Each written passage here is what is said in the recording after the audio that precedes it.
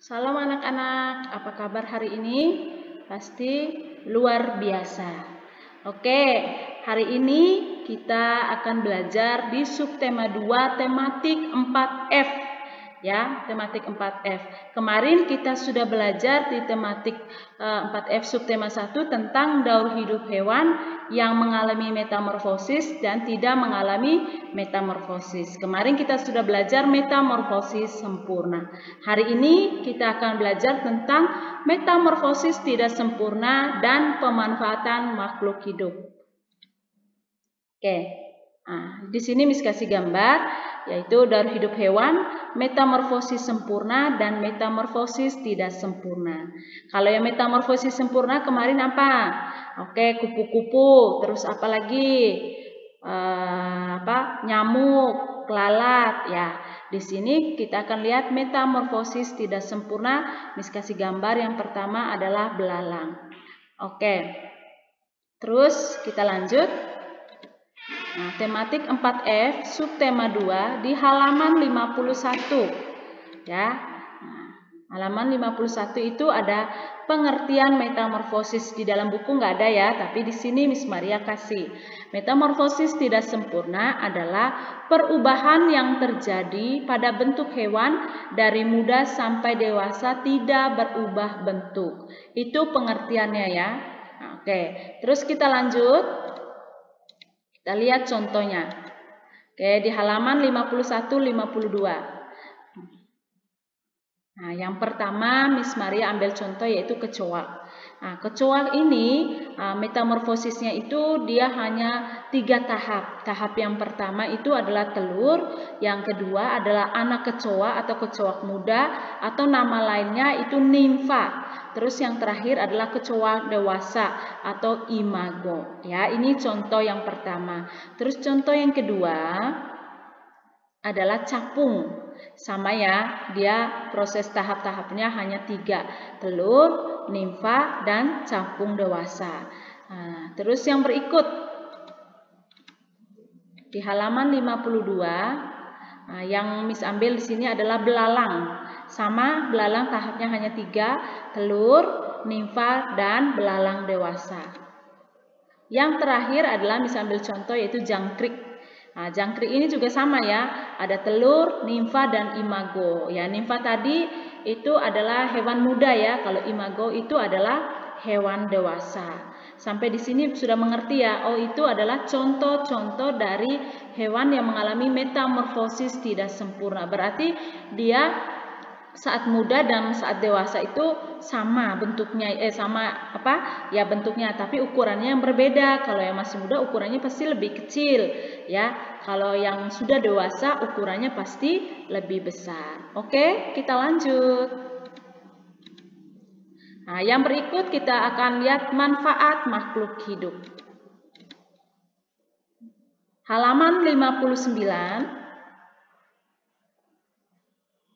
Yang paling pertama kita akan belajar manfaat makhluk hidup yaitu namanya sumber sandang. Sandang ini adalah pakaian ya. Sumber sandang ini adalah pakaian. Oke, kita lihat yang paling pertama itu adalah dari kapas ya.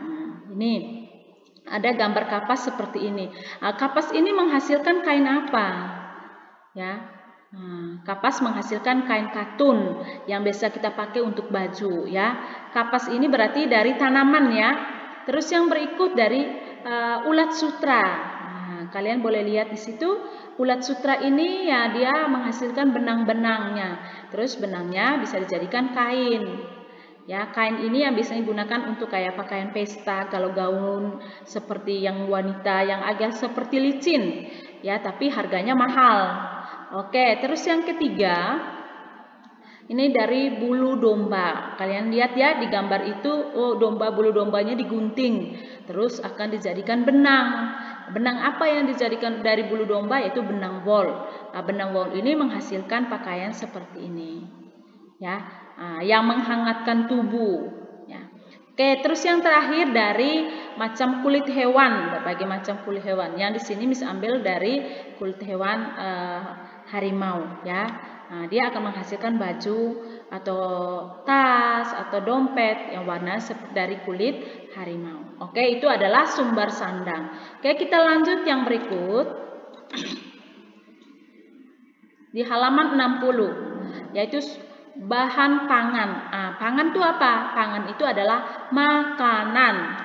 Oke, ya di sini ada makanan pokok, lauk pauk, buah-buahan, sayur-sayuran. Oke, di halaman 60 itu makanan pokok itu adalah karbohidrat. Karbohidrat itu ada yang dari nasi, dari jagung, ada yang dari sagu, ada yang dari singkong. Terus yang berikut adalah protein, ya. Nih, ini adalah pauk, itu adalah protein. Protein itu ada yang dari telur, ada yang dari ikan, ada yang dari daging ayam, daging sapi, ada yang dari tahu, tempe, ya. Protein ini juga biasa dibagi atas dua, ada yang protein nabati, ada yang protein hewani. Kalau nabati itu yang biasanya dari kacang kedelai, ya, yang bisa dibuat tahu, tempe. Sedangkan kalau dari hewani kayak ikan, kayak telur, ayam, daging. Terus yang berikut, lauk pauk ini juga dibagi dengan namanya lemak. Ya, lemak ada yang juga dari tumbuhan nabati, ada yang lemak dari hewan. Nabati lemak dari apa? Kalau tumbuhan contohnya kayak seperti apa? Kacang-kacangan. Nah, itu juga dari nabati, dari tumbuhan. Kalau yang dari hewan ya pasti dari kayak lemak daging sapi, lemak daging ayam, ya, itu lemak. Terus yang berikut ada mineral, ada sayur-sayuran dan buah-buahan, vitamin dan mineral. Ya, ini kan ada sayur-sayurnya, ada sayur wortel, kacang panjang, bayam, labu siam, tomat. Nah, itu terus ada buah-buahan. Ini semua adalah bahan makanan. Terus yang terakhir ada susu atau air putih juga. Itu namanya mineral. Oke, sampai di sini bisa mengerti ya. Oke, kita lanjut yang berikut. Yang berikut adalah halaman 60 tentang sumber papan. Nah, ada yang tahu sumber papan itu apa? Sumber papan itu biasanya kita sudah tahu, papan berarti untuk rumah, ya. Sumber papan itu berarti untuk rumah. Nah, untuk rumah yang bisa dijadikan kayak bangunan, mebel, atau yang lain lagi. Nah, di sini Miss ambil tanaman yang pertama adalah tanaman jati. Nah, tanaman jati itu kalian bisa lihat contohnya. Nah, bagus kan tanaman jati? Pohon jati bisa digunakan untuk kayak bikin meja, bikin kursi, lemari, bahkan tempat tidur, atau bikin rumah dari papan. Terus yang kedua yang bisa ambil contohnya adalah tanaman meranti. Ada pohonnya seperti ini.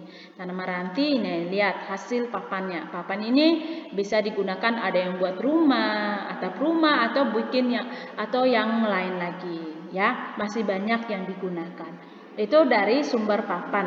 Terus yang berikut masih di halaman 60, sumber kesehatan dan obat-obatan, ya. Yang pertama bisa ambil tanaman kina. Nah, kina di sini ya. Kalian lihat, oh ini tanaman kina.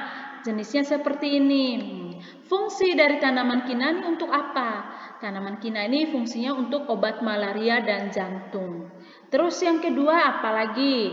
Oh, yang kedua adalah kumis kucing. Oh, di rumah saya ada kumis kucing. Fungsi kumis kucing ini untuk apa? Ini obat-obatan ya, yang tradisional. Ya, yaitu fungsinya itu untuk menyembuhkan infeksi saluran kemih. Saluran kemih itu saluran kencing, ya. Kalau kita tahan kencing, kita susah kencing, boleh rebus daun kumis kucing untuk minum.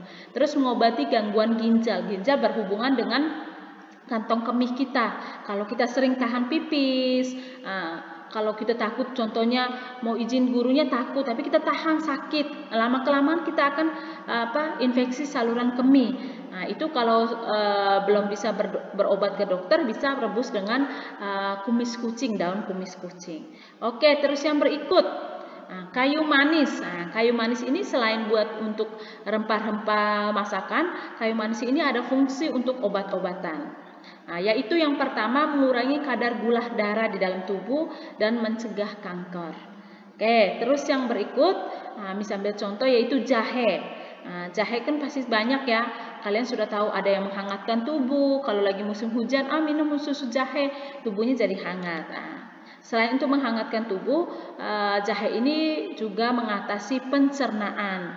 Kalau lagi gangguan pencernaan bisa kita minum air jahe. Terus mengurangi rasa mual. Kalau kita lagi mual atau lagi sakit, boleh minum air jahe karena dia dapat mengatasi rasa mual. Oke, sampai di sini bisa mengerti ya. Oke, kita lanjut. Masih di halaman 60. Di sini ada sumber pendapatan negara atau devisa. Selain tadi pangan, papan, sandang, tapi ada obat-obatan, tapi sumber pendapatan negara juga ada ya dari manfaat makhluk hidup. Yang pertama kita lihat dari hasil bahan industri kerajinan. Contohnya apa? Yang disebut dengan rotan. Ini bisa sumber pendapatan negara ini bisa rotan, terus kayu jati ini sering diekspor ke luar negeri, ya. Bisa dijadikan rotan, bisa dijadikan kursi atau bahkan yang lain, kerajinan yang lain. Ya, sumber pendapatan negara ya pemasukan untuk negara. Hasil ekspor dimasukkan, hasilnya bisa dijadikan pendapatan untuk negara. Terus yang kedua adalah rempah-rempah. Ya, rempah-rempah. Kita tahu di Indonesia kan banyak ya, makanya Indonesia dijajah oleh Jepang dan Belanda. Kenapa? Karena Indonesia akan kaya akan rempah-rempah. Kalian boleh lihat ya, ada pala, ada kemiri, ada bunga lawang, kayu manis, cengkeh, masih banyak lagi yang lain. Ya, karena Indonesia kaya akan rempah-rempah. Terus yang ketiga, yang terakhir adalah hasil kebun. Kita tahu hasil kebun kita di Indonesia yang paling pertama adalah kopi. Banyak ya kopi-kopi, apalagi kopi sekarang kan banyak di daerah-daerah pegunungan, perkebunan itu banyak kopi. Yang kedua adalah kelapa sawit. Ya, kelapa sawit itu bahan baku untuk pembuatan minyak. Yang terakhir adalah teh. Teh ini yang kita sering kalau ke puncak kita bisa lihat kebun teh. Ini adalah sumber pendapatan negara. Negara bisa jual hasil-hasil ini, bisa menjadi masukan untuk negara ya. Negara bisa bangun negaranya, contoh untuk pembangunan jalan atau yang lain lagi ya dari hasil-hasil ini. Oke, selain itu ada lagi manfaat makhluk hidup. Selain untuk papan, obat-obatan dan yang lain, tanaman itu juga selain untuk yang tadi untuk obat, untuk makanan, untuk pakaian atau untuk rumah, tanaman juga berfungsi untuk manfaat bagi lingkungan. Kita lihat siapa di rumah yang suka tanaman atau rumahnya selalu banyak tanaman. Fungsinya tanaman itu adalah menghasilkan oksigen, menyejukkan suhu di lingkungan ya kalau lagi musim panas. Tapi kalau rumah kita banyak tanaman, pasti rumah kita akan merasa sejuk. Terus yang terakhir adalah memperindah lingkungan ya. Kalau orang sekarang, apalagi zaman sekarang lagi banyak orang budidaya tanaman. Tanaman satu aja udah mahal ya. Kenapa? Karena tanaman itu sangat bermanfaat. Dia menghasilkan oksigen buat kita untuk bernapas. Kalau yang di rumah yang banyak tanaman, rumahnya itu sejuk, bersih. Kenapa? Karena polusi udara, karbon dioksida diserap oleh tanaman, terus tumbuhan akan menghasilkan oksigen. Oke, sampai di sini bisa mengerti ya.